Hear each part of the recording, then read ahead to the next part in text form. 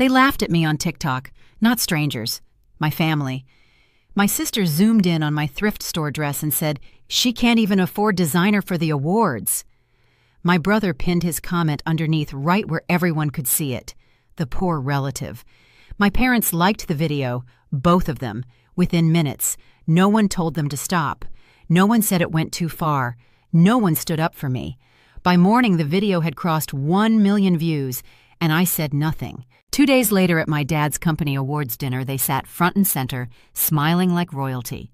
Perfect posture, perfect clothes, perfect laughter for important people. They looked like a family who had everything figured out. I walked up to their table and said, "Welcome to my restaurant. We only serve real VIPs." The room froze. My mom's smile vanished. Her glass tilted in her hand, and for one long second, I thought she might drop it onto the white tablecloth. That pause is what everyone remembers. The silence. The way the air shifted like the entire room had taken a breath and forgotten how to exhale. But this didn't start there. It started years earlier in a house where I learned how to be quiet without disappearing and how to disappear without anyone noticing I was gone. In my family, silence was my specialty, not because I had nothing to say, but because my words were never worth much to them. My parents were proud people, proud of how things looked, proud of being seen as successful, proud of a version of family life they had carefully built for other people to admire. My brother fit into that picture perfectly. He learned early how to say the right things, laugh at the right moments, shake hands with the right people. My sister learned how to be seen. Cameras loved her. Social media algorithms pushed her content to millions. Attention followed her everywhere she went. I learned how to be useful.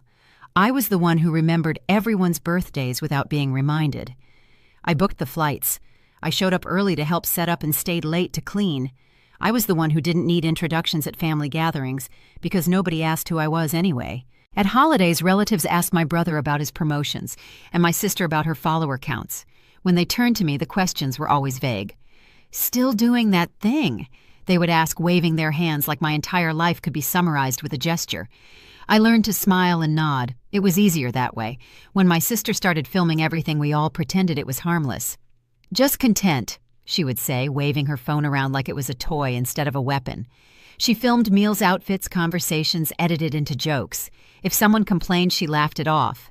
If someone looked uncomfortable, she called them too sensitive. My parents loved the attention she brought to the family. They shared her videos in group chats and bragged about her reach to their friends. My brother added jokes in the comments that always got likes because people expected him to be funny. I stayed out of frame whenever I could.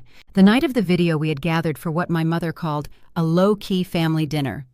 That meant good lighting and enough wine to make everyone forget their boundaries. I wore a dress I had found at a secondhand shop because I liked the color and it fit well. I didn't think about labels. I never had. Fashion was never something I cared about proving to anyone. The camera appeared without warning. My sister's voice lifted bright and fake, the way it always sounded when she was performing for her audience.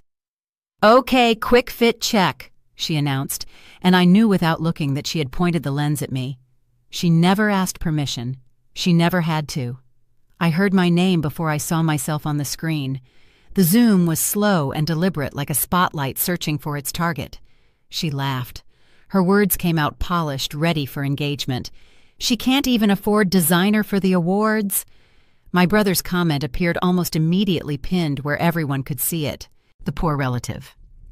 My parents' likes followed within minutes, two small icons that felt heavier than any insult. I waited for someone to pause, for someone to correct her, for a single voice to say, "That's enough." Nothing came. By morning, the video had crossed into territory where it no longer belonged to our family. Strangers stitched it. They slowed it down and added captions. Some people defended me. Most didn't. The cruelty wasn't creative. It didn't need to be. It was familiar and efficient, the kind that spreads because permission has already been granted. My phone buzzed all day with notifications I didn't open. I went to work. I answered emails. I made decisions that affected other people's schedules and careers. I didn't comment on the video. I didn't call my family to ask for an explanation that would never come. Silence, when you choose it deliberately, becomes a strategy. 2 days later, my father's company hosted its annual awards dinner. It was the kind of event that pretended to be about gratitude while quietly ranking everyone in attendance. Invitations were valuable. Seating arrangements were political. My parents treated it like a coronation. My brother had practiced his networking laugh. My sister had planned her social media posts down to the minute. No one asked if I was coming. They assumed I would show up because I always did, the reliable one, the forgettable one, the one who could be counted on to fill a seat without causing any trouble. The venue hummed with energy when I arrived. Staff moved with practiced efficiency. Guests greeted each other with smiles that calculated their return on investment. My family was already there, exactly where they expected to be, front and center, visible, validated. My sister held her phone just low enough to suggest she might go live at any moment. My parents beamed at everyone who walked past. My brother leaned back in his chair, comfortable in a space he believed was built for people exactly like him. I watched them for a moment before I moved forward. Not because I was afraid, because timing matters. When I spoke, my voice didn't carry anger. It carried certainty. "Welcome to my restaurant," I said, and the words landed softly but impossibly loud at the same time. "We only serve real VIPs." Confusion flickered across faces trained to hide it. My mother's smile collapsed. Her hand tightened around her glass until I thought the stem might snap. The room didn't gasp. It didn't laugh. It waited. That pause wasn't surprise. It was recognition struggling to surface. I didn't explain. Explanations invite arguments. I didn't look for their approval. Approval implies doubt. I let the moment exist exactly as it was, undeniable, undecorated. Before that night, my family had a story they told about me. Quiet, simple, safe. The kind of person you don't have to worry about because she'll never outgrow the space you give her. They mistook my boundaries for absence.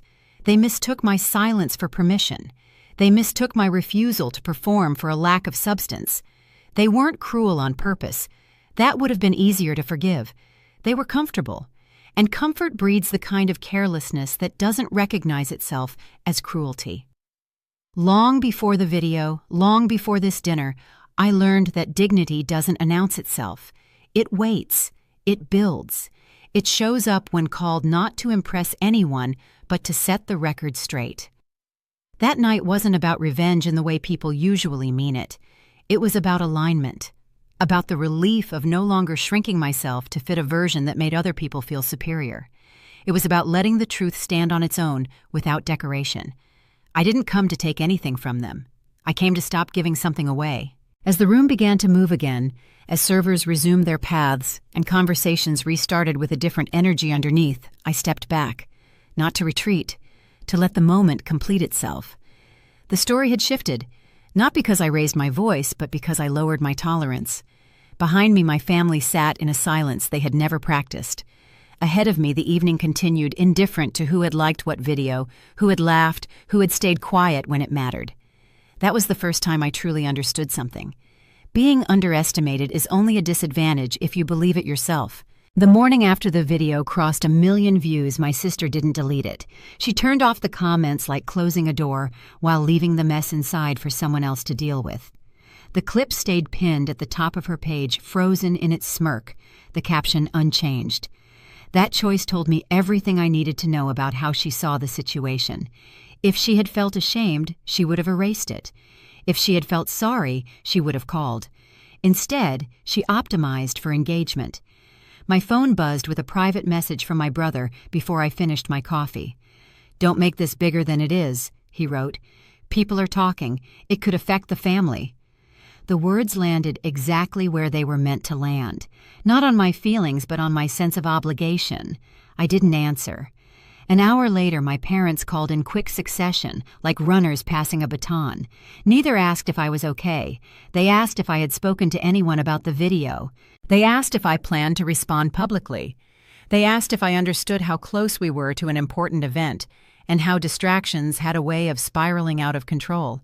It was impressive, really, how efficiently concern could be rerouted into risk management. By the time both calls ended, the message was clear. The problem wasn't what happened to me. The problem was how visible it had become. The awards dinner arrived in every conversation like a guest of honor. My parents spoke about it with reverence, the way people talk about a night they believe will confirm everything they've been telling themselves. My father mentioned the guest list repeatedly, emphasizing the word exclusive, like it was a credential he could wear on his jacket.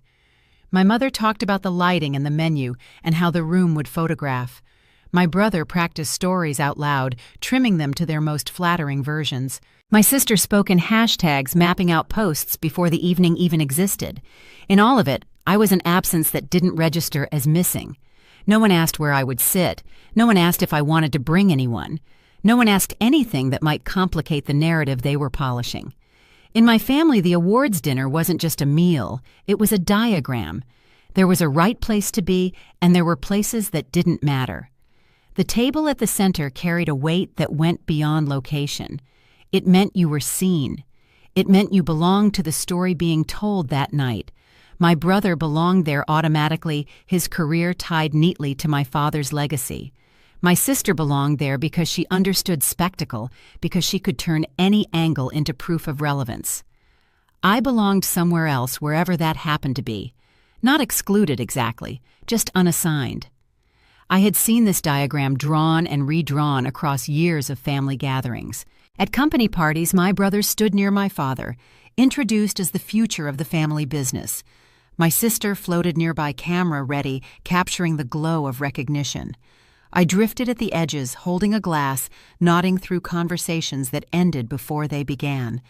When seating charts appeared, there was always a pause at my name, a soft laugh, a suggestion that I could sit anywhere. It was never framed as rejection. It was framed as flexibility. "You're easy," my mother used to say, like that was a compliment. "You don't mind?" I minded. I just learned early that minding out loud changed nothing. 2 days after the video, my father called again. His tone was brisk and managerial. He didn't mention TikTok. He didn't mention the comments or the likes, or the way my sister's clip had been stitched into dozens of cruel variations by strangers. He talked about logistics. The awards dinner was coming up fast. It would look strange if I didn't attend. People would ask questions. His voice dropped when he said that, as if questions themselves were dangerous. I told him I planned to come. There was a pause, the kind that follows unexpected cooperation. "Good," he said, and I heard relief slip through. "Keep it simple. Don't make it about you." I almost laughed. The assumption was buried so deep it sounded natural. Everything was already about them. My job was to make sure it stayed that way. After the call, I sat with the quiet and noticed something I hadn't before. The quiet wasn't empty. It was deliberate. They thought my silence meant agreement. They thought my history of not pushing back guaranteed the same outcome forever. They were wrong about one thing, at least.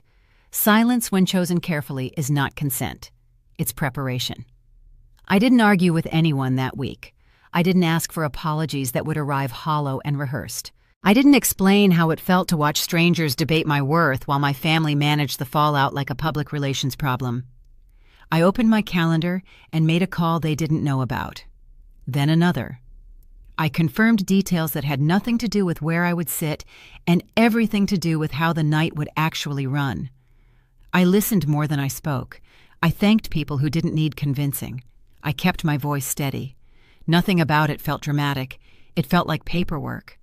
And that I realized was exactly how real power preferred to move, quietly, administratively, without asking for applause. In the days before the dinner, my family's excitement grew louder. A seating preview appeared in the group chat, a blurry photo of a printed layout with names too small to read clearly. My sister circled the center with a heart emoji. My brother joked about finally being able to hear himself think at a proper table. My mother reminded everyone to arrive early for photos. I scrolled past it all without responding. They took my silence as confirmation. They always did. The night unfolded with the precision of a ritual. The room filled the way rooms like that always fill, with people greeting each other by titles with laughter calibrated to carry just far enough. My family moved as a unit toward the center, drawn by instinct as much as invitation. They took their seats and settled into the attention they assumed would follow. My sister angled her phone. My brother adjusted his jacket. My parents leaned into each other with the satisfaction of a plan coming together. I arrived separately. Not late, not early. On time in a way that didn't announce itself. I spoke to someone who recognized me immediately and waited where I was asked to wait. From there, I could see my family clearly. They didn't see me. They were too busy being seen. When my sister glanced at the seating chart again, she laughed. "At least not everyone has to be up front," she said, as if sharing a private joke with the air around her. My brother nodded, already half-turned toward a conversation he expected to be part of. My parents smiled the kind of smile that believed itself earned. I watched them with a calm that surprised me. For years I had wondered what it would feel like to stop wanting a place I had never been offered. The answer was simple. It felt like clarity. They thought the center was a reward, proof they had been chosen. I knew better. The center was a stage, and stages have a way of exposing the people who assume they own them. I didn't move yet. There was no rush. Timing matters, and the room wasn't ready. As servers passed and conversations braided together, I let the evening settle into the shape my family expected. They thought they were exactly where they belonged. They had no idea how temporary belonging could be.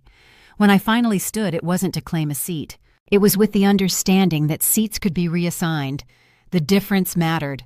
As I took my first step forward, I caught my sister's eye for half a second. Her smile flickered. Not because she recognized anything specific, because something in the room had shifted and she didn't know why. They thought the golden table was a prize. I knew it was a spotlight. And spotlights, when they turn, reveal everything. They never knew what I did for a living. Not because I hid it, but because they never thought to ask. Whenever my name came up with relatives or family friends, my parents used the same vague phrases delivered with a practiced smile. "She works in service. She does some kind of management thing." It sounded harmless, almost generous, like they were sparing everyone the trouble of details. The truth was simpler. Details require curiosity, and curiosity had never been extended in my direction. At family dinners, questions moved in predictable circles. My brother was asked about growth projections and next steps in the company. My sister was asked about Reach Collaboration's brand deals. When someone turned toward me, it was usually to ask if I wanted more water or whether I was still living in the same apartment. If I started to answer beyond the surface, the moment passed. Someone interrupted. Someone redirected. The conversation found its way back to safer ground, and I learned to stop chasing it. In another life, in another room, what I did mattered very much. I owned a restaurant called Laurel, not a small one, not a struggling one, a destination that people traveled across the country to experience. Tables were booked 3 months in advance. Food critics wrote about the attention to detail, the warmth of the service, the way every evening felt curated without feeling forced. We had been featured in national magazines recommended by chefs who could have dismissed us as competition, but chose instead to send their friends. I had started it 8 years earlier with savings I had scraped together from jobs my family never asked about, loans I paid back ahead of schedule, and a vision nobody believed in except me. The name came from a memory I had almost forgotten. When I was 7, my grandmother took me to her garden and showed me a laurel bush growing against the back fence. "This plant means victory," she told me, breaking off a small branch and tucking it behind my ear. "The Greeks used to crown their heroes with it." She died 2 years later, and no one in my family ever mentioned her garden again. But I remembered. When I signed the lease on my first location, I knew what I would call it before I knew what color to paint the walls. The early years were brutal. I remember nights when I stayed at the restaurant until 3 in the morning, reviewing orders, fixing mistakes, learning everything the hard way, because I couldn't afford to hire people who already knew. I remember the first time a customer sent back a dish, and I wanted to cry in the walk-in cooler. I remember standing there among the produce crates, pressing my palms against my eyes, telling myself that if I could just get through the next hour, the next service, the next week, something would change. I remember the first time a review called us one of the best-kept secrets in the city, and I printed it out and taped it to the wall behind the bar where only the staff could see it. My sous chef, a woman named Grace, who had been with me since month 3, read it aloud during our pre-service meeting. The team applauded, and I had to turn away so they wouldn't see my eyes watering. It was the first time anyone had validated what I was trying to build. The first time the work felt like it might actually lead somewhere. Grace was still with me 8 years later. She had turned down offers from bigger restaurants, more prestigious kitchens. When I asked her why she stayed, she shrugged and said, "Because you actually listen. You don't pretend to know everything. That's rare." I didn't know how to respond, so I gave her a raise and hoped that said enough. There was a moment about 4 years in when everything almost fell apart. A supplier disappeared with a payment I had made in advance. A key employee quit without notice during our busiest season. The building's plumbing failed in a way that shut us down for 11 days. I remember sitting alone at the bar after midnight, adding up numbers that didn't work, wondering if I had made a mistake that would cost me everything. I called my parents that night. I don't know why. Maybe I wanted them to tell me it would be okay. Maybe I just wanted to hear a familiar voice. My mother answered on the 4th ring, sounding distracted. I told her I was having a hard time at work. She said, "Oh, honey, everyone has bad days. You'll figure it out. Listen, I have to go. Your father needs me for something." The call lasted less than 2 minutes. I sat there for a long time after she hung up, staring at my phone, feeling something close inside me that I hadn't even realized was still open. But I didn't quit. I found another supplier. I hired someone better. I negotiated with this building owner and got a rent reduction in exchange for handling the repairs myself. I spent 3 nights sleeping on the office couch so I could supervise the plumbers and electricians. When we reopened, we were stronger than before. The regulars came back. The reviews stayed positive. We survived. That was when I understood something about myself that my family had never bothered to learn. I didn't fold under pressure. I got quieter, more focused, more determined. The same qualities they dismissed as lack of ambition were the ones that kept my business alive. A typical day at Laurel started at 10 in the morning and didn't end until well past midnight. I would arrive before anyone else, walking through the empty dining room, checking the tables, adjusting a chair here, a napkin there. Small things that no one would notice unless they were wrong. Then the deliveries would start, and Grace would arrive, and the kitchen would fill with the sounds of prep work and conversation and occasional laughter. I loved those hours before service, the anticipation, the possibility. Every night was a chance to get it right, to give someone an evening they would remember. I had regulars who came monthly, who knew the staff by name, who sent thank you notes after special occasions we had helped them celebrate. A man proposed to his girlfriend at table 7, and she said yes, and they came back every anniversary afterward. A woman hosted her mother's 80th birthday in our private room, and when her mother passed 6 months later, she wrote me a letter saying that dinner had been one of the last truly happy nights they shared together. Those moments kept me going when the numbers got tight, or the reviews got harsh, or the exhaustion made me wonder if any of it was worth it. My days were structured by decisions that didn't leave room for ambiguity. I coordinated teams who didn't have time for guesswork. I approved budgets that required accountability. I sat in meetings where opinions carried weight because consequences followed them. No one at work asked where my clothes came from. No one wondered if I belonged.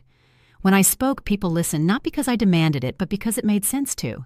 The contrast used to confuse me. I would leave work feeling aligned and capable, then step into a family dinner and feel myself flatten. It wasn't that I became someone else. It was that the version of me they recognized had been decided long ago, and anything outside it was quietly ignored. My phone would buzz during meetings with messages from home about events I hadn't been asked to help plan, awards dinner reminders, timing updates, outfit discussions. Not once did anyone ask how my day had gone or what I was working on. They didn't mean to exclude me from their thoughts. They simply didn't factor me in. The label they used most often was unambitious. It slipped out casually dressed as concern. "You're not like your brother," my father said once, as if that were a diagnosis. "At least you're stable," my mother added, as if stability were a consolation prize for not wanting more. My sister liked to explain things to people before I could speak for myself. She doesn't like the spotlight. It wasn't untrue, but it wasn't the truth either. I didn't avoid the spotlight. I avoided performing for people who mistook noise for value. Words shape rooms. Over time, their language built a small, padded version of me that fit neatly into the family story.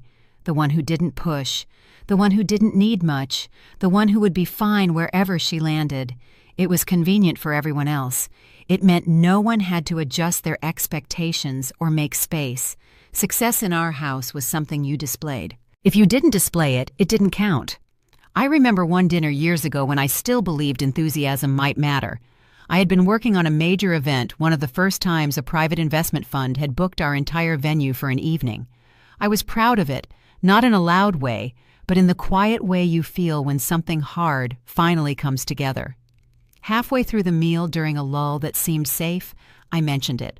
My brother cut in before I finished steering the conversation toward a client of his own. My mother nodded along, then asked someone to pass the bread. Someone said we'd talk about it later. Later never came. The table filled with other voices and my words dissolved into background noise. I remember going home that night and sitting on my couch in the dark for a long time. Not crying, just sitting, feeling the weight of being invisible to the people who were supposed to know me best. The next morning, I got up and went to work and did my job and didn't mention the dinner to anyone. What would have been the point? That was when something shifted. Not with anger, with clarity. I understood that explaining myself wouldn't change my position. It would only exhaust me. So I stopped offering context that wasn't requested. I stopped correcting assumptions that weren't curious enough to care. I kept my work where it belonged, in rooms that understood it. At home, it became easier in its own way. I let them believe what they wanted. Silence became self-preservation. 3 weeks before the awards dinner, a calendar invite landed in my inbox. The subject line matched the event my family had been discussing for months. My father's company had chosen Laurel as the venue. They didn't know it was mine. The booking had gone through the usual corporate channels handled by a coordinator who had no idea about my family connection. When I saw the confirmation, I read it twice. Not because I was surprised, because the parallel paths I had been walking for years were about to intersect in a way that couldn't be ignored. I sat at my desk for a long time after I saw that email. My hands were shaking slightly, not from fear, from something I couldn't quite name, anticipation maybe, or the strange vertigo of watching two separate lives collide. I didn't tell anyone. I didn't change my plans. I confirmed the booking through my general manager and let the preparation continue as it always did. Professionally, precisely, without drama. Grace noticed something was off during our planning meeting. "You okay?" she asked, studying my face in that direct way she had. "You seem distracted." "Family stuff," I said, which was true enough. She nodded and didn't push. That was another thing I appreciated about her. She knew when to ask and when to leave things alone. That same week, my mother called to remind me about the dinner again. "Make sure you're on a time," she said. "It's important." I told her I would be there. She paused, then added, almost as an afterthought, "You're doing okay, right?" It was the closest she had come to asking about my life in months. I said yes.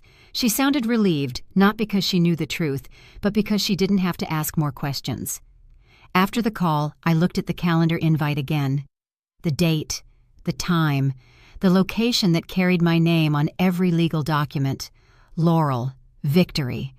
My grandmother's gift grown into something real. They had never asked what I did. They had never needed to. Their version of me didn't require it. But very soon, they were going to find out. My mother didn't mention the awards dinner when she texted me that afternoon. That was the first thing that made my stomach tighten. Her messages were usually efficient, anchored to logistics or reminders. This one arrived unprompted and carried a tone I recognized too well. "You've changed lately," she wrote. Not angry, not accusatory, just observational, like she was pointing out the weather. I stared at the screen longer than I needed to, waiting for a follow-up that would make it about a schedule or an outfit or something I could fix. It didn't come. A few seconds later, another message appeared. "I'm just worried people might misunderstand you." There it was. Concern dressed as protection. In our family, misunderstanding was always framed as something you invited by existing incorrectly. It was never about someone else's assumptions. It was about your failure to manage them. Over the years, I learned that worry didn't mean care. It meant discomfort. It meant someone felt uneasy about how you were showing up, and instead of examining that unease, they handed it back to you to resolve. I typed a neutral response, then deleted it. I closed my phone and went back to work, but the words lingered. Later that evening, the pattern continued. My father called brief and oddly gentle. He didn't mention the video or the dinner. He asked how I was doing the way people ask when they don't want an honest answer. Before I could say much, he added, "You know you've always been a little different. It's not a bad thing." He paused, letting the implication settle. You just have to be mindful. Mindful of what he didn't say. I murmured something agreeable, the sound of a daughter who understood the rules. We hung up without resolving anything, which was exactly the point. They never told me outright to change. They didn't need to. The language was subtle, refined, through years of repetition. Be careful. Don't overthink. Not everyone is used to your way. Each phrase shaved off a small edge, encouraging me to smooth myself into something more palatable. They framed it as kindness, as if the world were a fragile thing that needed protection from my presence. It took me a long time to realize the discomfort wasn't out there. It lived at home. A memory surfaced that night, uninvited and sharp. I was in my 20s, still naive enough to believe enthusiasm was a virtue everywhere. I had shared an idea at a family gathering, something I was genuinely excited about. My voice was animated. My hands moved as I spoke. I remember the way the room shifted, the glances exchanged, the gentle laughter. "You're doing a bit much," my aunt had said, smiling. My mother squeezed my arm and whispered, "Not everyone needs that level of intensity." The message was clear. Tone it down. Be less. The idea itself hadn't been wrong.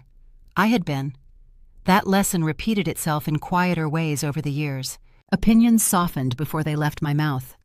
Reactions muted. Pride trimmed into something almost apologetic. No one asked me to disappear. They just preferred me smaller, easier to place, easier to explain. Another memory followed the first. I was 32, standing in my mother's kitchen, telling her about a business award I had been nominated for in the restaurant industry. She listened while loading the dishwasher, not looking at me. When I finished, she said, "That's nice. Have you thought about what you'll wear to David's promotion party?" My brother's promotion party. An event 3 months away. My award, which was happening in 2 weeks, had already been filed under things that didn't require attention. I remember standing there watching her arrange plates, understanding that I could win every award in my industry, and it would never register on the scale they used to measure success. Their scale only counted what they could brag about at dinner parties. A daughter who ran a restaurant didn't fit the story they wanted to tell. My sister called the next day, her voice bright and conspiratorial. She didn't mention our parents or the video. Instead, she spoke as if we were on the same side of an unspoken problem. "You know," she said, "I think if you just stayed a little more low-key, things would be smoother. People don't hate you. They just don't know how to read you." I listened, the old reflex to accommodate stirring in my chest. When she finished, I asked quietly, "Do you want them to understand me, or do you want me to disappear enough that they don't have to try?" The line went silent. She laughed awkwardly, then changed the subject. We hung up without circling back. That was when it clicked. This wasn't about an outfit or a tone or a single incident. It was about permission. Who was allowed to take up space and on what terms? My family was comfortable with me as long as I fit the version they had already accepted. The moment I stepped outside, it even accidentally they reached for familiar tools to nudge me back into place. Concern, worry, advice. Never commands, never accountability. I thought about how often I had adjusted myself without realizing it. How many decisions I had framed around what would keep the peace rather than what felt true. It wasn't a strategy, it was survival. But survival has a cost, and I could feel it now, heavy and undeniable. The question wasn't how to avoid being misunderstood anymore. It was whether I was willing to keep editing myself for the comfort of people who never asked what those edits cost me. I didn't announce a decision. There was no confrontation, no speech about boundaries. I simply stopped participating in the negotiations. When my mother sent another message suggesting I be careful how I came across, I replied with a brief acknowledgement and nothing more. When my sister tried to coach me on the presentation, I thanked her and changed the subject. I didn't justify, I didn't explain, I didn't adjust. The shift was small enough that no one noticed right away. For years, I had believed any deviation would cause friction. But the world didn't crack open when I held my ground. Conversations moved on. Silence filled the spaces where my compliance used to live. It felt unfamiliar, but not uncomfortable. It felt honest. The night before the dinner, I stood in my apartment and considered the quiet. There was no anxiety buzzing under my skin, no rehearsed responses waiting to be deployed. I wasn't preparing to perform or to disappear. I was simply going to show up as myself without preemptive apologies. It felt less like defiance and more like relief. They thought the problem was how I appeared. I was beginning to understand that the real problem was their refusal to see me fully. And for the first time, I wasn't interested in making that easier for them. The morning of the awards dinner arrived like any other weekday, quiet, ordinary, procedural. That alone should have warned me how disconnected our priorities had become. My phone buzzed before I finished my coffee, a string of messages stacked on top of each other without pause. Arrival times, ride coordination, a reminder about photos. Someone asked whether I had confirmed my seat yet, as if seating were the only thing that mattered. No one asked if I had slept well, no one asked how I was feeling. The assumption was that I would orbit their plans the way I always had, silently adjusting myself to match their gravity. I skimmed the messages replied with brief acknowledgments and closed the thread. Then I grabbed my bag and went to work. The office didn't know it was a special day, and I appreciated that more than I expected. I had set up a workspace at the restaurant years ago, a small room behind the main office, where I could handle administrative tasks without interrupting service. My calendar was full. Calls started on time. Decisions landed where they needed to. I moved through the morning without thinking about the evening ahead. Not because I was avoiding it, but because it didn't require rehearsal. While my family fretted over appearances, I focused on operations. While they planned how they would be seen, I handled things that would exist whether anyone looked or not. The contrast felt sharp. Two versions of importance unfolding on the same day, unaware of each other. By midday, the assumptions in my phone began to pile up. My sister texted to tell me not to arrive early because it might feel awkward. She meant it kindly, I think, but the implication was clear. There would be a right time for me to appear, and it wouldn't be when important things were happening. My brother followed up with advice to stay close to him once I got there, so he could introduce me to people if needed. My father chimed in with a reminder that all I had to do was show up. The simplicity of that instruction carried weight. Show up, be present, don't complicate things. None of them asked how I planned to get there, whether I needed anything, or what my evening looked like beyond their frame. Dependents had been assigned to me without consultation. I left work at the usual hour. Not early, not rushed. The city moved around me with the indifference of a place that didn't care about family drama or social performances. By the time I reached the venue, my family had already arrived together. Their entrance had been synchronized, their energy unified. They stepped inside as a group greeted by staff who recognized names on a list and guided them forward with practiced efficiency. I watched from a distance as they were ushered along confident and unhurried, already settled into the belief that this night belonged to them. I didn't follow the same path. I arrived alone not because I had been excluded, but because I had chosen not to join their procession. There was no line to stand in, no need to announce myself. A staff member caught my eye, hesitated for half a second, then nodded with recognition. The interaction was brief, almost invisible, and entirely different from the one my family had just experienced. I was guided through a side corridor, a path reserved for people who belonged to the operation rather than the audience. The room didn't change when I entered, but the way it held itself did. That shift went unnoticed by the people who had stopped looking for me. My family settled into their seats with the ease of people accustomed to being centered. They laughed, loudly shared stories, and pointed out details they found impressive. Compliments came their way, and they accepted them as confirmation rather than coincidence. My sister angled her phone for a quick video, capturing the glow of the room and her own satisfaction.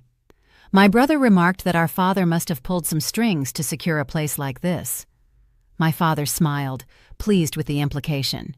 From where I stood a few steps removed, I could see how complete their confidence was. They believed the setting reflected their status. They didn't realize how easily settings can be mistaken for mirrors. I didn't approach them. I stayed where I was watching without urgency. A senior staff member passed by, paused, and leaned in to ask a quiet question. I answered just as quietly. There was a nod of understanding, a brief exchange of confirmation, and then they moved on. The entire interaction took seconds. My family didn't notice. They were too busy performing, comfort too busy, enjoying the assumption that everything unfolding around them was a result of their own importance. The program edged closer to its start. The room filled with a low hum of anticipation. Glasses were raised. My sister declared the night well-deserved, her voice carrying just far enough to be heard by the tables nearby. My family toasted themselves. To work hard, to good timing, to the satisfaction of being in the right place. I felt no urge to interrupt them. The moment didn't require my presence yet. It required their certainty. I watched as people began to take note of the room in a different way. Small adjustments rippling outward. Conversations paused and restarted. Attention shifted subtly like a current changing direction. None of it pointed toward my family. None of it included them. They didn't notice because they weren't looking. They had already decided where significance lived, and it wasn't in the periphery. I stayed still, allowing the distance to do its work. There is a tension that builds when truth sits just out of frame, close enough to be felt, but not yet acknowledged. I could sense it now, tightening the air. My family laughed again, oblivious. They believed they were seated in the most important place in the room. They didn't know that importance had little to do with where you sat, and everything to do with when you were seen. As the lights shifted and the first notes of attention gathered at the front, I took a breath. Not to steady myself, to mark the moment. They were exactly where they thought they should be. That was the mistake. They were in the right place for the wrong reasons, convinced that the view from their table told the whole story. It didn't occur to them to look for me because in their minds, I had never left the margins. They raised their glasses one more time, my sister calling the night perfect. I didn't smile. I didn't frown. I simply acknowledged the precision of the timing. They believed they were sitting in the most prestigious position available. They didn't know they were sitting exactly where they needed to be, waiting for the moment when the room would finally notice who had been there all along. I stepped forward without announcing myself, and the room adjusted as if it had been expecting me all along. There was no sudden hush, no dramatic turn of heads, just a subtle rearranging of bodies and attention that created a clear path where there hadn't been one a moment earlier. Staff shifted instinctively, not because I asked them to, but because they recognized something familiar in the way I moved, the way I belonged to the flow rather than fighting it. I didn't rush. I didn't search for my family's faces. I let the distance close at its own pace, each step measured unhurried, carrying a weight that didn't need words to justify it. From their table, the change registered as a disturbance before it registered as me. My sister's laughter cut off mid-sentence, the sound flattening into an awkward pause. She lowered her phone, the stream she had been half-heartedly running forgotten as her eyes narrowed. She leaned toward my brother and whispered something sharp and incredulous, her gaze flicking between me and the staff who had parted without hesitation. My brother followed her line of sight, his expression tightening as he scanned the room for someone to intervene, someone to explain why this was happening. No one did. My father noticed last his practiced smile holding for a beat too long before faltering. He adjusted in his seat, glancing around as if the room had shifted its angles without consulting him. The closer I got, the more the room seemed to recalibrate. Conversations that had been directed toward my family drifted elsewhere. A few guests I recognized nodded in passing brief acknowledgments exchanged without ceremony. They didn't stop me or call out. They didn't make a show of familiarity. It was the kind of recognition that didn't need to be proven. My family watched these interactions with growing unease. Their confidence thinned as they realized they were no longer the center of the exchange they had assumed was theirs. My sister tried to recover first. She straightened, plastering on a smile that didn't quite reach her eyes, and attempted to catch the attention of a nearby guest who had been speaking animatedly moments earlier. The guest offered a polite nod and turned away their focus, already redirected. My sister's smile flickered. She glanced at her phone, then set it down. The impulse to document had suddenly lost its purpose. My brother cleared his throat and made a joke, his voice louder than necessary, the punchline landing in a pocket of indifference. No one laughed. My father lifted his glass in a half-formed toast, a gesture that usually drew immediate response. This time the expected reaction didn't come. He lowered the glass slowly, confusion settling into the lines of his face. I could feel the shift before I reached them. Authority in a room changes hands without formal announcements. It wasn't taken from them. It simply stopped responding. They were experiencing for the first time what it felt like to speak and not be heard, to signal importance and receive nothing back. The air around their table grew heavier, charged with the realization that the rules they relied on were no longer in effect. I stopped just behind them, close enough to feel the tension ripple outward. They hadn't turned yet, not fully, as if acknowledging me would make the unease real. A senior staff member approached from the side posture, respectful voice low. They asked a question meant only for me, a procedural check that confirmed what had already been decided. I nodded once. The exchange was brief, efficient, invisible to anyone not looking for it. My family heard the murmur, but couldn't make out the words. That uncertainty unsettled them more than any announcement could have. My sister was the first to turn. Her eyes met mine, and for a fraction of a second the old pattern tried to reassert itself. There was surprise, yes, but also something like disbelief, as if she were waiting for me to apologize for being there to explain myself back into the margins. I didn't. I held her gaze without challenge, without apology, and watched as her confidence slipped. My brother followed his expression, a mix of irritation and calculation, trying to assess what he was missing, how this situation had unfolded without his awareness. My father turned last, slower than the others, his smile gone entirely now.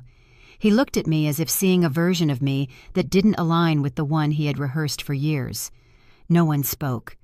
The silence stretched, not empty, but full of questions no one dared to ask out loud. Around us, the room continued to move, attention flowing past their table as if it were no longer a focal point. They had believed the evening revolved around their presence, that their seating guaranteed significance. Standing there, I could see the moment that belief cracked. It wasn't dramatic. It was worse. It was quiet. My brother shifted in his chair, the humor he usually wielded as a shield nowhere to be found. He glanced at my father, then back at me, his jaw tightening.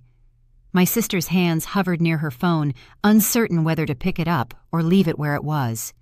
My father sat still, shoulders squared by habit, eyes searching mine for an explanation I had no intention of providing. They were waiting for me to say something, to break the tension, to restore the familiar hierarchy with a few self-deprecating words. I didn't give them that relief. The staff member spoke again, softer this time, a simple prompt that signaled readiness. I acknowledged it with another nod, my focus never leaving my family's faces. The exchange was enough to confirm what they were beginning to understand. Whatever authority governed this space did not answer to them. Around us, a few heads turned, curiosity sharpening into interest. Whispers threaded through the room, not loud enough to carry, but persistent enough to be felt. My family sensed it. They had spent their lives reading rooms, leveraging perception, and now that skill betrayed them. The more they tried to regain their footing, the more obvious their loss of balance became. I stood there close enough to hear my sister's breath hitch, close enough to see the calculation in my brother's eyes falter, close enough to feel my father's authority drain into something fragile. I didn't need to say who I was or why I was there. The room was already responding in ways that made explanations unnecessary. This wasn't a confrontation. It was a correction.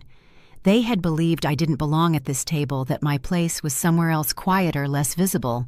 Standing there, I could see them grappling with a new question, one that unsettled them far more than my presence ever had. It wasn't about whether I deserved to be there. It was about whether they did. For a long moment, no one moved. The silence pressed in heavy and expectant, and in that space the truth settled without being spoken. They had built their certainty on assumptions that no longer held, and now they were left to sit with the discomfort of being seen through a lens they couldn't control. I didn't step back. I didn't step forward. I let the moment breathe, knowing that whatever came next would land harder because it arrived without warning. They had once believed I wasn't worthy of sitting with them. Now, as the room adjusted around us, they were forced to confront a far more unsettling possibility. Maybe the question had never been whether I belonged at the table. Maybe it was whether they were prepared to remain there once the room finally saw us clearly. I stopped at the edge of the table close enough that they could no longer pretend I was a coincidence, far enough that no one could accuse me of invading their space. My heart was pounding harder than I wanted to admit. I could feel my pulse in my throat, that familiar rush of adrenaline that comes right before you do something you cannot take back. For a moment, I thought about turning around, walking away, letting them have their evening and their assumptions and their comfortable version of me. But I had spent 38 years turning around. I didn't clear my throat. I didn't say anyone's name. I let the silence stretch just long enough to feel deliberate, then spoke in a voice that I hoped sounded calmer than I felt. "Welcome to my restaurant." I paused. My hands were trembling slightly at my sides, so I clasped them together in front of me. I hoped no one noticed. "We only serve real VIPs." I didn't smile. I didn't explain. I let the words land where they landed and stayed still, even though every instinct told me to fill the silence with something softer, something that would make this easier for everyone. For half a second, no one reacted. It was the kind of pause that feels unreal, like the moment after a glass slips from your hand but before it hits the floor. Then my sister laughed, a short, brittle sound that didn't invite company. "What are you talking about?" she said too quickly, like speed could turn confusion into confidence. She glanced around expecting someone to correct me, to reassure her this was some kind of joke she was missing. My brother's eyes darted toward the staff, scanning for a familiar face who would intervene and restore order. My mother's smile stayed in place, but her hand tightened around her glass until her knuckles whitened. My father said nothing. He just watched me, his expression unreadable in a way I had never seen before. They were used to controlling narratives by reacting first by laughing things off or redirecting attention. This time their instincts failed them. My sister's laughter hung in the air unanswered. My brother's search came up empty. My mother's smile began to tremble with effort. My father remained silent, and that silence was louder than any denial he could have offered. A senior manager named Rachel approached from my side, stepping into the space as naturally as if she had always been part of the scene. She didn't look at my family when she spoke. Her focus stayed on me, her tone respectful and professional.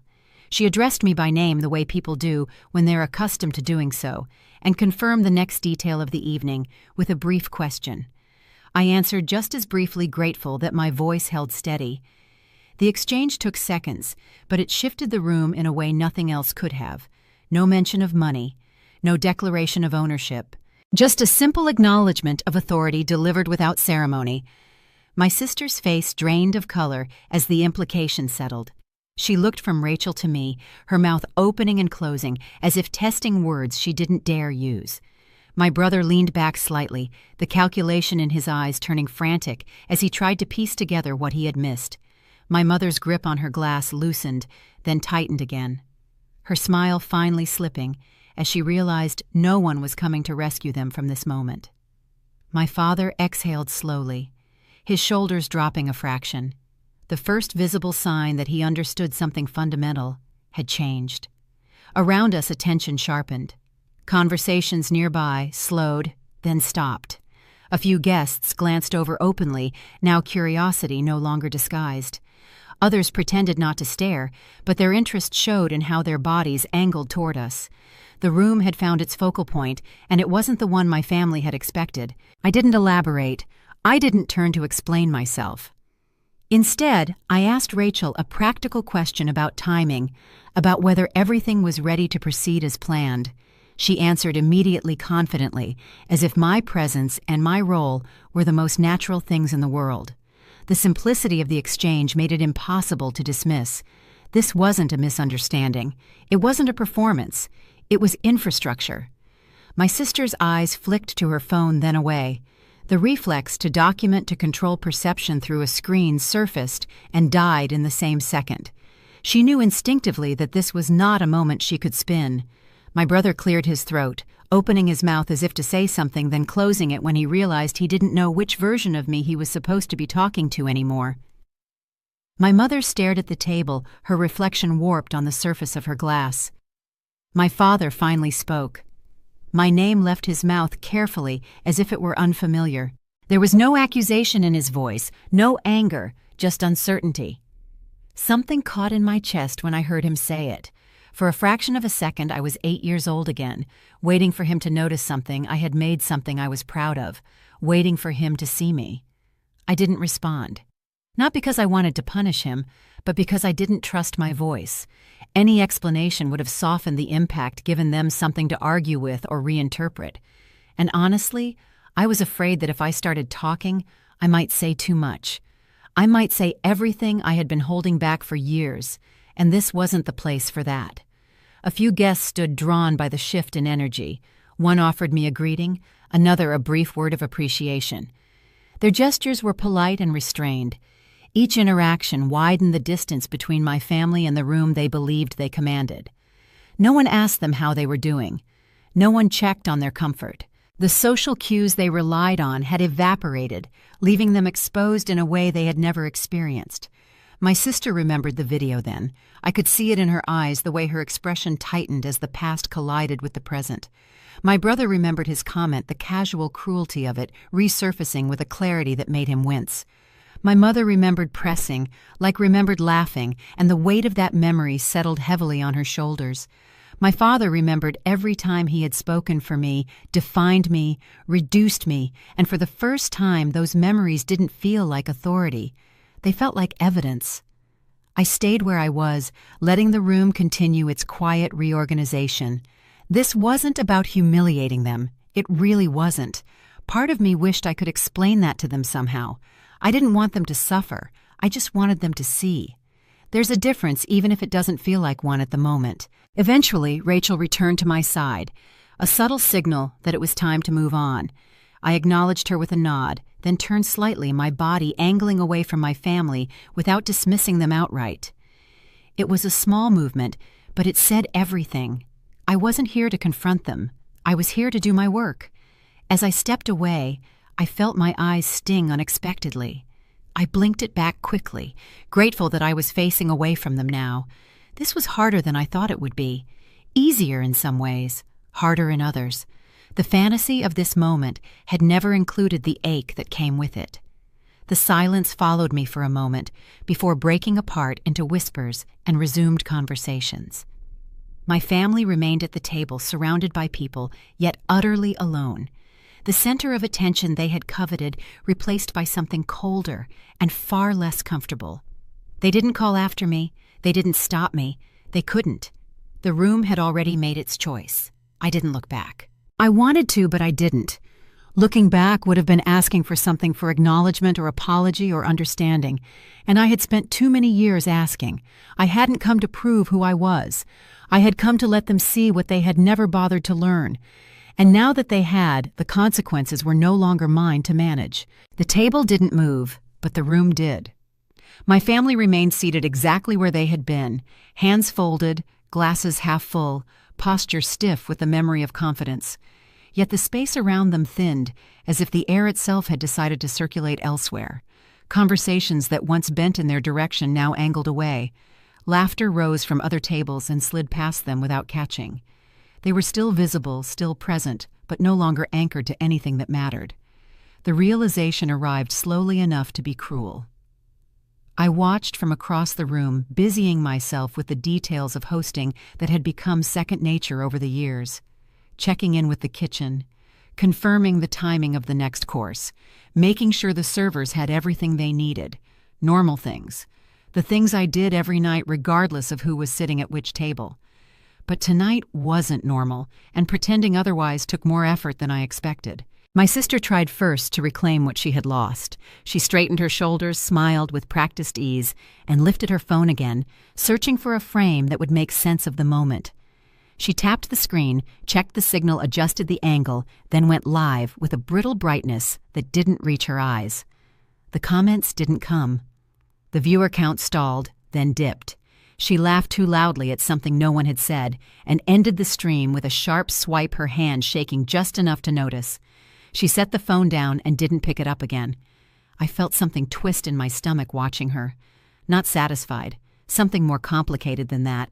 My sister had built her entire identity around being watched, and now the watching had turned into something else entirely. I knew what that felt like, the ground shifting beneath you when you thought you knew exactly where you stood. My brother leaned back and scanned the room, identifying faces he knew, faces that had once responded to a nod or a raised glass. He stood, smoothed his jacket, and approached one of them with a grin he had used 100 times before. The man returned the greeting politely, glanced past him, and excused himself with an apology that sounded sincere but final. My brother hovered for a second, then retreated, the grin collapsing into something smaller and more guarded. He tried again with another familiar figure, and was met with a distracted smile and a quick pivot away.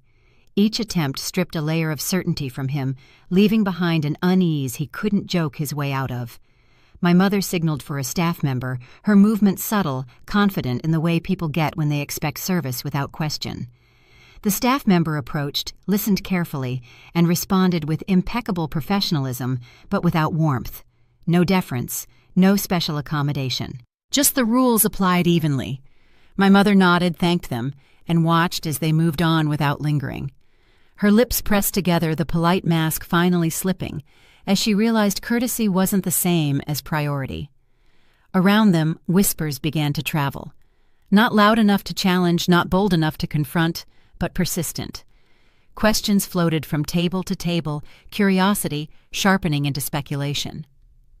Who was she? Why had the manager deferred to her? What was her role here? No one answered outright. No one needed to. The absence of denial spoke louder than any explanation could have. Rachel found me near the kitchen entrance, her expression professionally neutral, but her eyes asking a question. "Everything okay?" she asked quietly. I nodded, then shook my head, then shrugged. "I don't know," I admitted. I thought I would feel different. Different how? I considered the question. I don't know. More victorious, maybe, or more relieved. Instead, I just feel, and I searched for the right word and couldn't find it, tired. Rachel nodded like she understood, even though she couldn't possibly understand all of it. "You want me to handle anything, keep them comfortable?" "No," I said and meant it. "Just treat them like any other guests. That's all I want." She nodded again and moved away to handle something else, leaving me alone with my thoughts for a moment. My father leaned toward my brother, his voice low, controlled. I couldn't hear what he said, but I could imagine it. Something neat and dismissible. A misunderstanding. A publicity arrangement. A coincidence blown out of proportion. My brother latched onto it immediately, nodding with relief, adding his own rationalizations. My mother listened in silence, her gaze fixed on the table, fingers tracing the stem of her glass. She didn't agree. She didn't argue. Her quiet carried more weight than either of them realized. My sister picked up her phone again, not to stream, but to scroll her thumb, moving faster as she searched for something familiar to ground her.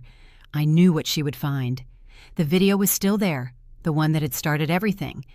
And by now the comments would have shifted. Where there had once been laughter, there would be confusion. Questions, recognition dawning in real time. She read one comment aloud, without meaning to, her voice catching on the words. "Wait, isn't this her place?" Another followed, then another, each one tightening the knot in her chest. I could see it from across the room, the way her shoulders hunched slightly, the way she locked the phone and stared straight ahead, as if refusing to see could undo what had already been seen.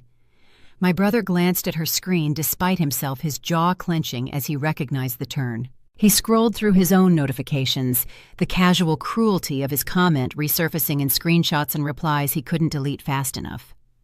My mother closed her eyes for a moment, the weight of it settling fully. She understood something the others didn't yet. This wasn't about tonight alone. This was about permanence, about how the internet doesn't forget how laughter leaves a residue that no amount of damage control can scrub away. She opened her eyes and looked toward where I stood. Our gazes met for just a second before I looked away. I wasn't ready to face whatever was in her eyes. Not yet. Maybe not ever. My father's voice grew firmer, his denial sharpening into irritation. He raised his glass again, attempting to summon the old ritual, but the gesture felt hollow now. A habit stripped of context, the room continued without them. I turned back to my work, checking on a server who seemed overwhelmed adjusting a place setting that didn't need adjusting, doing all the small things that kept my hands busy and my mind from wandering too far into territory I wasn't ready to explore. This wasn't revenge fueled by confrontation. It was a consequence fueled by exposure. And consequences, I was learning, felt different than I had imagined. Heavier, more complicated, less clean. By the time the program neared its end, my family looked smaller somehow. Their confidences worn thin by hours of quiet recalibration. They had arrived believing they could shape the narrative. They were leaving with the understanding that narratives once released take on lives of their own. And I was left standing in the middle of it all wondering if this was what closure felt like or just another kind of beginning. The first time my name carried weight in that room, it didn't come from me. It came from Victoria, the event coordinator who had worked with me for 6 years. She had been there when I signed the lease on this building, when I stayed up for 3 days straight before our first major event, when I cried in the storage room after a reviewer called our food transcendent. And I finally let myself believe this might actually work. Her voice was clear and unhurried, rising just enough to cut through the ambient murmur as the program shifted toward its closing acknowledgments. She didn't dramatize it. She didn't lean into suspense. She simply paused, smiled at the audience, and thanked the people who had made the evening possible. When she said my name, she said it the way professionals say the names of people who matter, with ease, with certainty, as if there had never been any question at all. She didn't explain. She didn't elaborate. She didn't gesture in my direction for applause. She moved on, and that was the most powerful part. The room reacted anyway, not with gasps or cheers, but with a subtle recalibration. The kind you feel more than hear. A collective adjustment as attention quietly pivoted and settled somewhere new. I felt it ripple outward, and for a moment I didn't know what to do with my hands. I had spent so many years being invisible in rooms like this that visibility felt foreign, like wearing clothes that didn't quite fit. I wanted to shrink back into the familiar comfort of being overlooked. Instead, I made myself stand still. I made myself breathe. I made myself take up the space I had earned. A few people glanced toward me, curiosity tempered by recognition, and then they did something even more telling. They acted as if this information had always been obvious. A man I had spoken with earlier raised his glass in my direction without ceremony. A woman across the room nodded once decisively, as if confirming a thought she had already formed. No one asked me to clarify. No one needed to. At my family's table, the shift landed like a delayed echo. My mother's head snapped up at the sound of my name, her eyes searching Victoria's face for context that wasn't coming. My brother froze his hand halfway to his glass, then set it down, as if unsure what to do with it. My sister's shoulders stiffened, her gaze darting from the stage to the room, tracking reactions she couldn't control. My father leaned back, his expression unreadable. The practiced calm of a man used to being acknowledged publicly was now working against him, as he realized this acknowledgement wasn't his. People began to move. Not all at once, not in a rush, but with intention. A cluster of guests shifted in my direction, forming and reforming organically the way groups do when they sense gravity. They greeted me without hesitation, without preamble speaking, as if we had always been meant to talk, as if the barrier that had once existed had simply dissolved. A few mentioned the event, thanked me for my role in it, without probing for details, and moved on confident in the exchange. It wasn't flattery, it was alignment. And it felt strange and wonderful and terrifying all at once. Victoria continued through the program, unbothered by the undercurrent she had set in motion. That mattered. She wasn't performing advocacy. She was doing her job, and in doing it well, she made the recognition unassailable. My father tried to intervene. He rose from his chair and approached a conversation I was having with a pair of executives. His smile was polite, his timing off by just enough to matter. I saw him coming and felt my stomach clench. Part of me wanted to welcome him into the conversation, to smooth things over the way I had always done. Part of me wanted to turn my back completely. I did neither. I just kept talking, letting him hover at the edge of the group until one of the executives greeted him. Warmly, listened for a beat, and then excused himself with a glance at his watch. My father stood alone for a fraction of a second too long before he retreated. The confidence in his stride was replaced by something more careful. I didn't feel victorious. I felt something closer to grief. This was my father, the man who had taught me to ride a bike, who had stayed up late helping me with science projects in elementary school before things changed. Before my brother became the obvious heir, and my sister became the obvious star, and I became the obvious afterthought. I wondered if he remembered those nights. I wondered if he knew how much they had meant to me, how long I had held on to them as proof that he had loved me once before I stopped being useful to his image of success. My brother attempted a similar maneuver moments later, inserting himself into a discussion with a joke that would have landed in any other room on any other night. It fell flat. The conversation shifted away from him without comment, not unkindly, just decisively. I didn't feel victorious. I felt settled. The difference surprised me. There was no surge of adrenaline, no rush of vindication. Just a steady, quiet clarity, the kind that comes when a long-standing imbalance finally corrects itself. Across the room, my sister leaned toward my mother, her voice too low to hear, but her expression sharp with urgency. My mother responded with a single sentence, her mouth tight, her eyes flicking toward me and then away. Then my mother spoke again, quietly, barely audible, even from where I stood. "We were wrong," she said, not as a performance, not as a plea, as a statement of fact. Something cracked open inside me when I heard those words. 3 small words that I had waited my entire life to hear. They weren't enough to fix anything. They weren't an apology or an explanation or a promise to change, but they were true, and my mother had said them out loud, and that meant something. I wasn't sure what yet, but something. Victoria wrapped up her segment and thanked the audience again. She caught my eye as she stepped down from the small platform and gave me the smallest nod, a friend acknowledging another friend, a colleague recognizing a job well done. Such a simple thing, such a meaningful one. As the lights dimmed slightly and guests began to drift toward the exits, I took a moment for myself near the edge of the room. Not to hide, but to breathe in the space that had opened up. I realized then how much energy I had spent over the years translating myself, softening my edges, waiting for permission to be seen. I didn't need that permission anymore. It had been granted without my request by people who had no stake in my family's narrative, who saw only what was in front of them, and responded accordingly. I watched my family gather their things, their movements slower, more deliberate, as if they were recalibrating with every step. They didn't approach me. I didn't approach them. The distance felt appropriate for now. Maybe someday it would shrink. Maybe it wouldn't. I wasn't sure which outcome I was hoping for anymore. Sometimes the most liberating moment isn't the one where you speak up.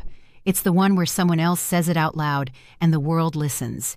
And you finally let yourself believe that you were worth listening to all along. The program moved forward without them. Not abruptly, not cruelly, just with a quiet certainty that didn't wait for permission. Names were called, achievements were acknowledged, applause rose landed where it was meant to, and faded again.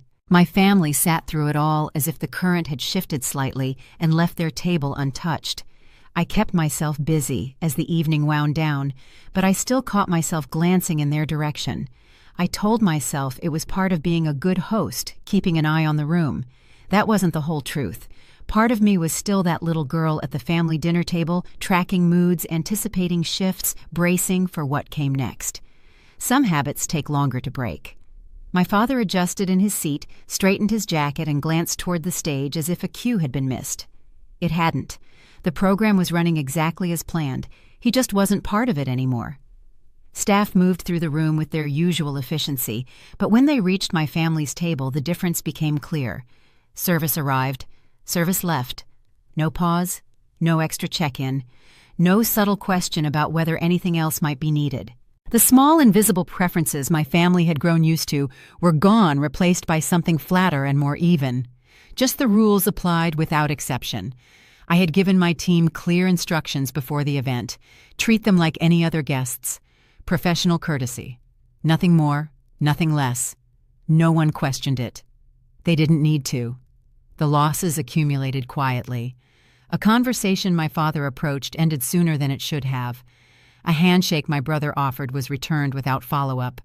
My sister once asked about projects and reach and numbers, fielded no questions at all. No one was unkind. No one was impressed either. Indifference settled in, and it carried more weight than rejection ever could.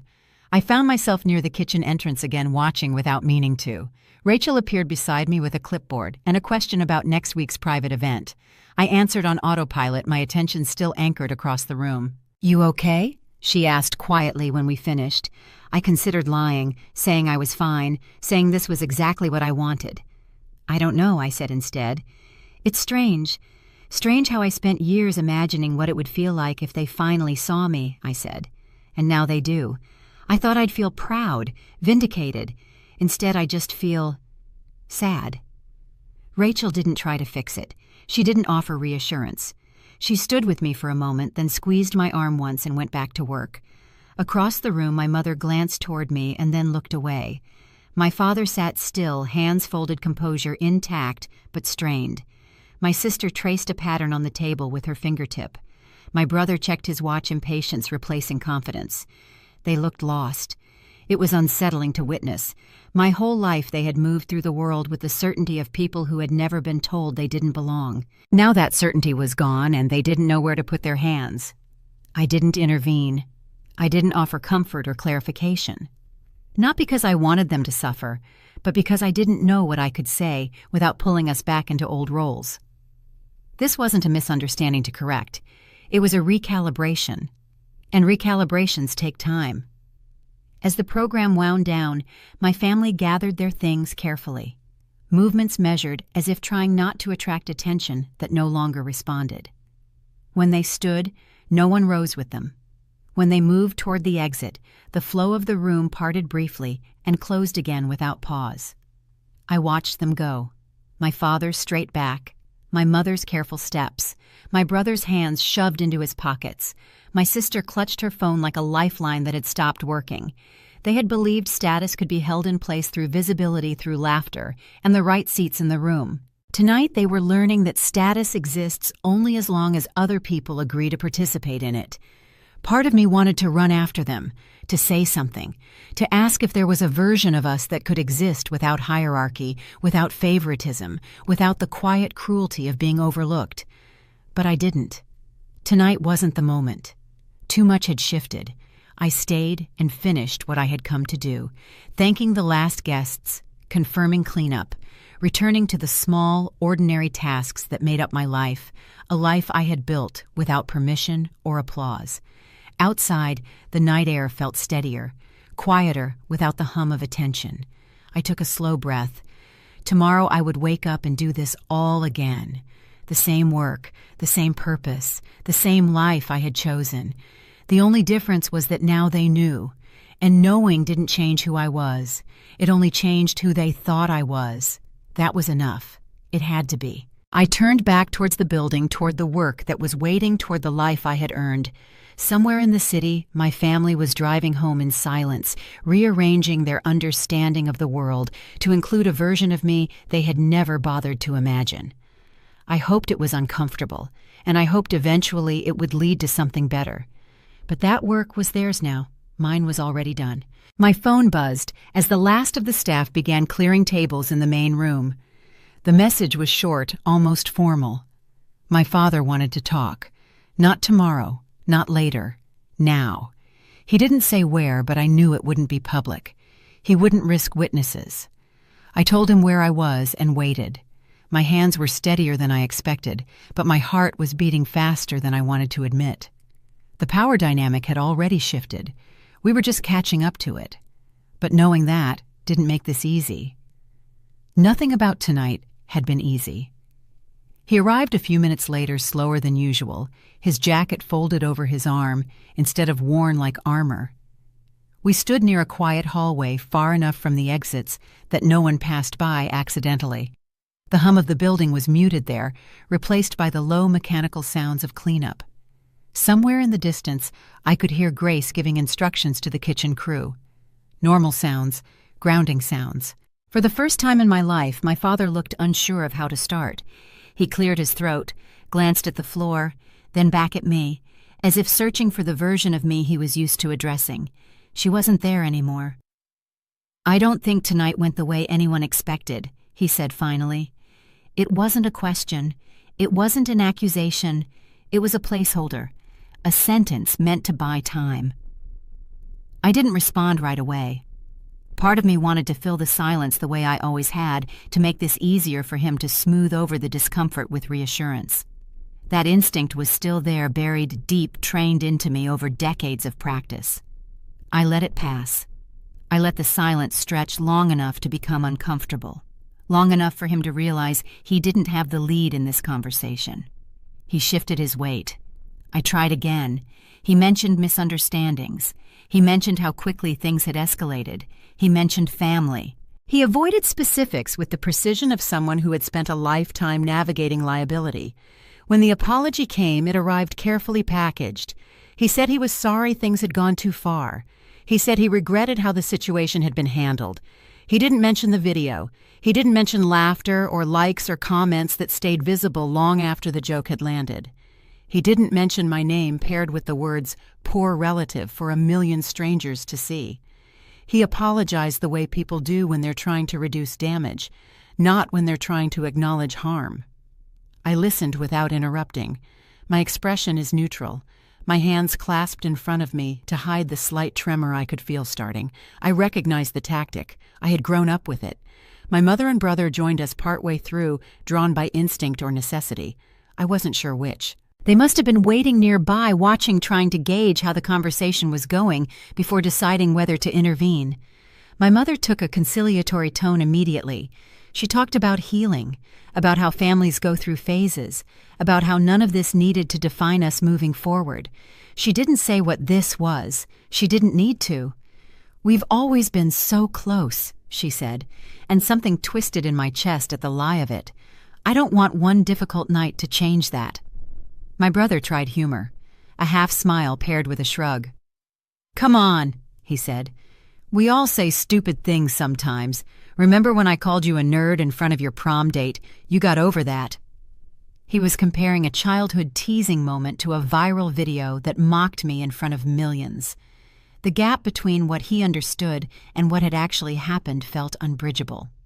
My sister arrived last standing, slightly apart from the others, arms crossed, her expression guarded but watchful. She didn't say anything.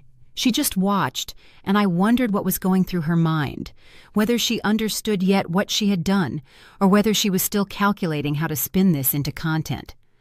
No one said my name in connection with the video. No one named the behavior that had made tonight inevitable. They wanted to skip to resolution without sitting in accountability. I let them talk until they ran out of words. My mother's voice trailed off mid-sentence about family dinners and holidays. My brother's joke hung in the air unanswered. My father stood with his hands in his pockets, looking at a point somewhere past my shoulder. The silence that followed was heavy, full of everything they weren't saying. Then I spoke. When I did, my voice wavered slightly at first. I paused, took a breath, and started again. Quieter this time. Measured. Final. "The video wasn't a misunderstanding," I said. "It was a choice. You chose to film me without my permission. You chose to mock me publicly. You chose to comment and like and laugh. Those were choices." My sister opened her mouth to interrupt, and I held up my hand. "I'm not finished." She closed her mouth. "I've spent my entire life being the easy one," I continued. the one who didn't need attention, the one who didn't cause problems, the one who would show up and help and never ask for anything in return. And I did that because I thought eventually, if I was good enough, quiet enough, useful enough, you would see me. Really see me. My voice cracked slightly on the last words. I hadn't expected that. I pressed on anyway. You never did, and I've made my peace with that. But what I won't accept anymore is being actively diminished, being turned into a joke for strangers to laugh at, being treated like my dignity is less important than your entertainment. I looked at my father first. You liked the video. You didn't ask if I was okay. You called to ask if I was going to cause problems for the family. That told me everything I needed to know about where I stand with you. He flinched, slightly but visibly. I turned to my mother. You told me to be careful how I came across. You never once told them to be careful how they treated me. You've spent my whole life asking me to make myself smaller so everyone else could be more comfortable. I'm done doing that. Her eyes were wet now. She reached toward me, and I stepped back. Not cruelly, just clearly. I looked at my brother. The poor relative. That's what you called me, in front of 1 million people, because you thought it was funny, because you've always thought I was someone you could punch down at without consequences. I'm telling you now, there are consequences. He looked away, jaw tight. Finally, I turned to my sister. You built your platform on being relatable, on being honest, on being real. But there's nothing real about humiliating your own sister for engagement. There's nothing relatable about cruelty. I hope someday you understand the difference between content and harm. She didn't respond, but something in her expression shifted. I couldn't tell if it was shame or just the beginning of understanding. I took another breath. My hands were definitely shaking now, so I clasped them tighter. I'm not asking for another apology. I'm not asking for a public correction. I'm not asking for you to make this right because I'm not sure you can. What I'm doing is telling you what I expect moving forward. I looked at each of them in turn. I won't accept being treated as a punchline, publicly or privately. I won't participate in family gatherings where I'm expected to be invisible. I won't shrink myself so you can feel bigger. If you want a relationship with me, it will be based on mutual respect, not on my willingness to absorb disrespect quietly. I paused, letting his words settle. And if those expectations aren't met, I won't explain or argue or try to convince you. I'll simply leave, every time, without discussion. The silence that followed was different from before. It wasn't full of things unsaid. It was full of things that were finally spoken. My mother's tears were falling now, but she wasn't making a sound. My brother stood with his arms crossed, staring at the floor. My sister had uncrossed her arms, her posture shifting towards something that looked almost like acknowledgement. My father cleared his throat. He started, then stopped. I tried again. I didn't know about any of this, the restaurant, what you built. You didn't ask, I said, simply, without accusation. He nodded slowly, the gesture of someone acknowledging a truth he couldn't argue with. Your grandmother would have been proud, my mother said quietly, of Laurel. She always said you were the one who paid attention. Something caught in my throat. I hadn't expected her to remember the connection. I hadn't expected her to know. She was the only one who ever saw me, I said, until I learned to see myself. We stood there for a long moment, the 5 of us in that quiet hallway, with the muted sounds of cleanup around us. The family we had been with was gone. What we would become wasn't clear yet. Maybe nothing. Maybe something different. Maybe something better than before. I didn't know. And for the first time, I was okay with not knowing. This wasn't reconciliation. It was redefinition. I wasn't cutting them off. I wasn't inviting them back to the old version of us either. I was offering a third option, one that didn't center their comfort or my silence. My father finally spoke again, his voice lower than before. I understand, he said. He didn't argue. He didn't promise change. He simply acknowledged the reality of what I had said. My mother nodded, wiping her eyes. My brother mumbled something that might have been, I'm sorry, or might have been, I understand. I couldn't tell. Maybe it didn't matter which. My sister spoke for the first time. "I'll take down the video," she said. "Tonight." I looked at her for a long moment. "Thank you," I said. "But you should know that doesn't fix anything. It's just a start." She nodded. "I know." It wasn't everything, but it was more than I had expected. We stood there for a beat longer, the space between us no longer charged, just defined. When we parted, there were no hugs, no dramatic gestures, just nods, restrained and careful, the beginning of something or the end. Time would tell which. I watched them walk away together, their formation altered, their energy subdued. My father's arm brushed my mother's. My brother walked slightly behind. My sister kept glancing at her phone, then putting it away as if breaking a habit she hadn't realized she had. They would talk about this later, I knew. They would reinterpret it in ways that made it easier to digest. They would tell themselves stories that let them sleep at night. I couldn't control that, and for the first time, I didn't feel the need to try. Grace found me a few minutes later, still standing in the hallway. "Are they gone?" she asked. I nodded. "You okay?" I considered the question, really considered it. "I think so," I said. "I think I actually am." She studied my face for a moment, then nodded. "Good, because we've got a private event next week and I need you to focus." I laughed. It surprised me, the sound of it, real and unexpected. "I'll be ready," I said. "I know you will," she said. "You always are."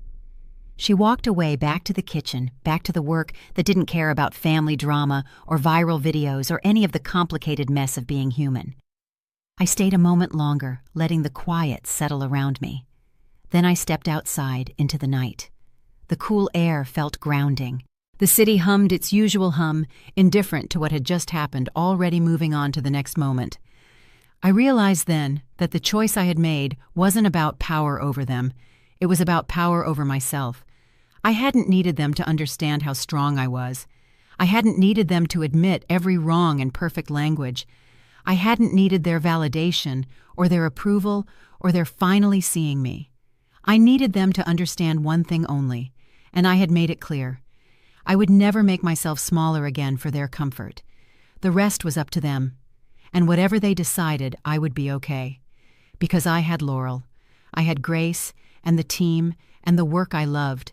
I had a life I had built with my own hands, one quiet decision at a time. That was enough. That had always been enough. I just hadn't known about it until now. I woke up the morning after the awards without the rush I had expected.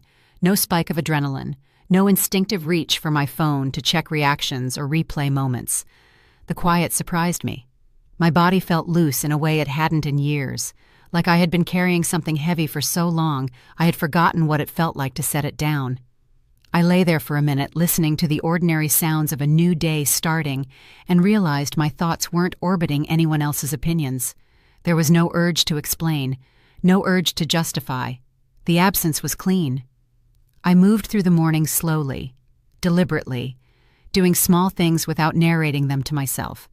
Coffee tasted like coffee, not like fuel for another performance. Sunlight came through the window and stayed where it landed. I didn't replay the night. I didn't rehearse conversations that might come later. For the first time in a long while, my mind wasn't preparing for defense. It felt almost empty. And that emptiness felt like space, rather than loss. Messages trickled in as the day went on, not in a flood, but in a steady, manageable stream. Some were from people who had known me peripherally, colleagues who had once spoken to me cautiously and now wrote with an ease that hadn't been there before. A few were from people who had underestimated me openly, their tone subtly recalibrated, respectful in a way that didn't ask for absolution. There were no dramatic apologies, no confessions, just a shift. I answered some, ignored others, and felt no guilt either way. I wasn't collecting evidence of validation anymore. I didn't need it. As the hours passed, memories surfaced uninvited. Not sharp, not painful, just a present.